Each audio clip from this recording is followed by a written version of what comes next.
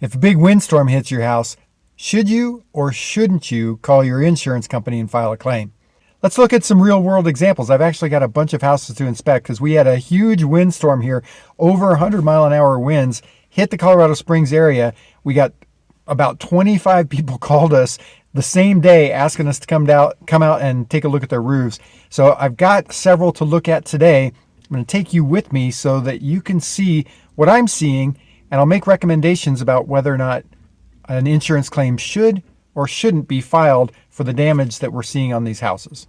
All right, so now we've got this house to inspect. This one's got a little bit of damage to it. I don't know if you can see, but they've collected some shingles that had blown off the roof and set them out here. Nothing going on the front side, but let's take a look and see what's going on the whole roof, try to determine whether or not a claim should be filed for this one.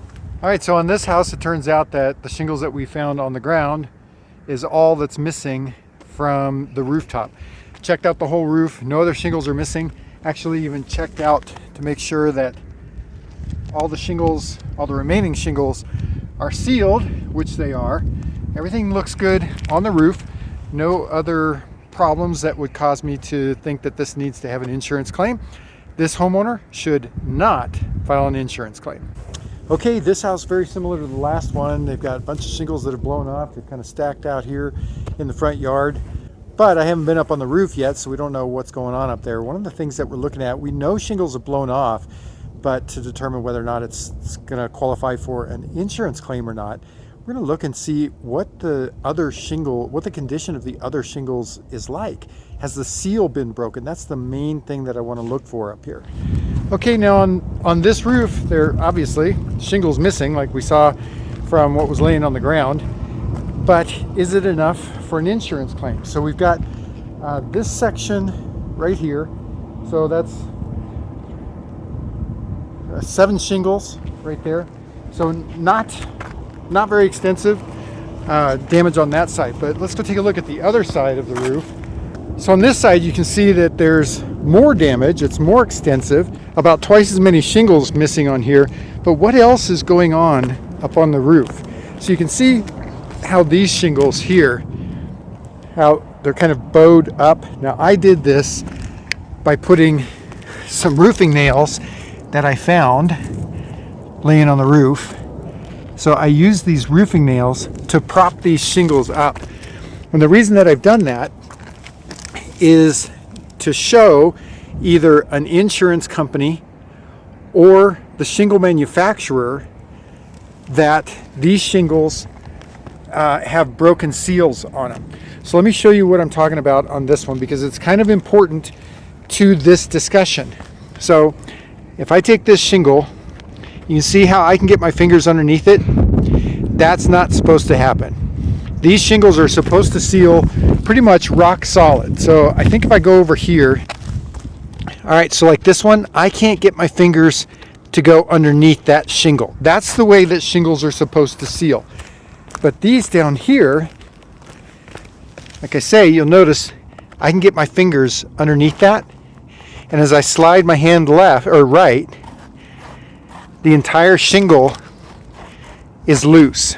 So that means that this shingle is not sealed. Same thing here.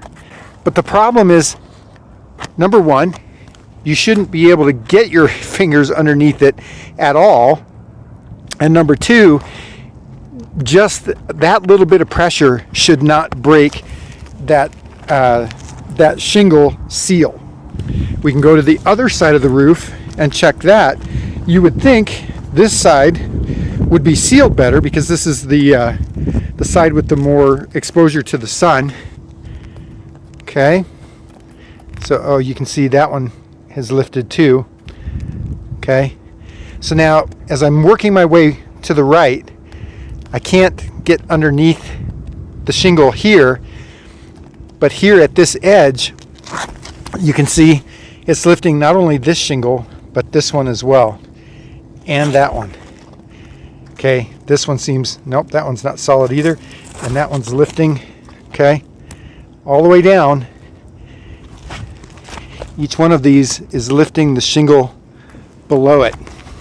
So it's really kind of surprising that this house didn't lose more shingles. should this homeowner file a claim with his insurance company? This could actually go either way. You could file a claim with the insurance company, but an insurance company's requirements for repair or replacement of roof due to wind damage are fairly stringent, pretty rigid. It's harder to get a claim accepted for wind damage than it is for something like hail damage, unless it's, it's taken off the whole roof like in a tornado or a hurricane. On something like this, I would be more inclined to suggest to this homeowner that he files a warranty claim with the shingle manufacturer, because the shingle, in my opinion, it's failed. They're not sealing the way that they're supposed to seal, and I think that's what's caused this. Now, most shingle manufacturers are going to offer either a 110 or a 130 mile an hour wind warranty, depending on how the shingle is installed. So I can see on this shingle right here, let's see if you can see this.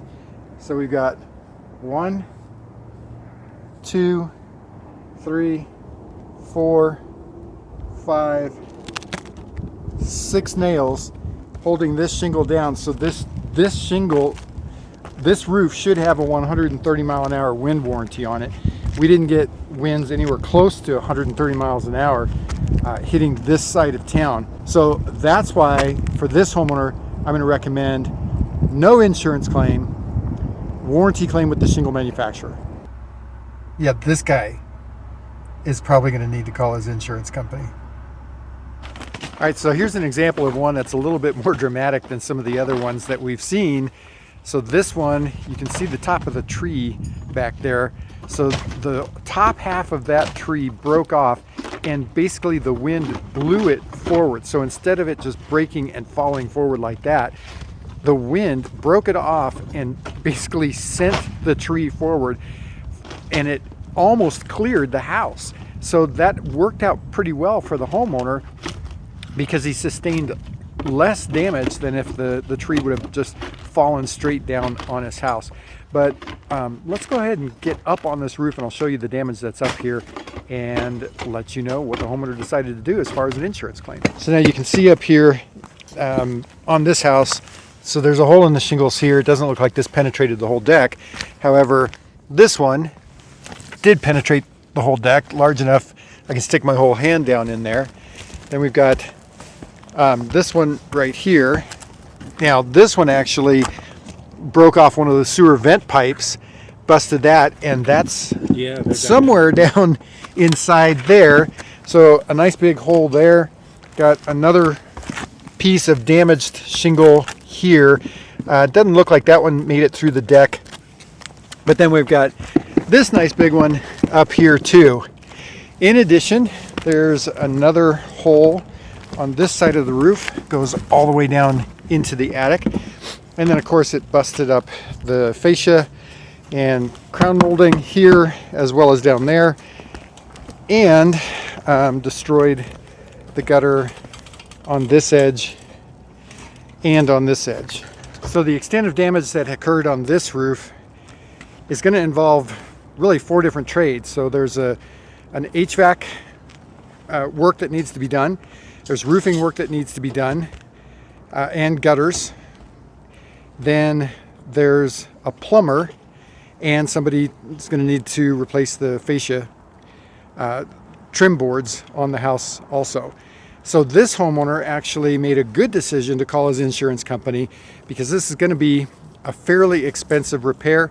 This one, yes, it should have been called as an insurance claim. So the question really becomes, why wouldn't you want to file an insurance claim? I mean, if a tree falls close to your house, if you have shingles blown off, what could be wrong with filing an insurance claim? Well, we've talked about that on numerous videos, about what happens if you file an insurance claim and the adjuster comes out and finds no damage, or finds damage that is maybe minimal.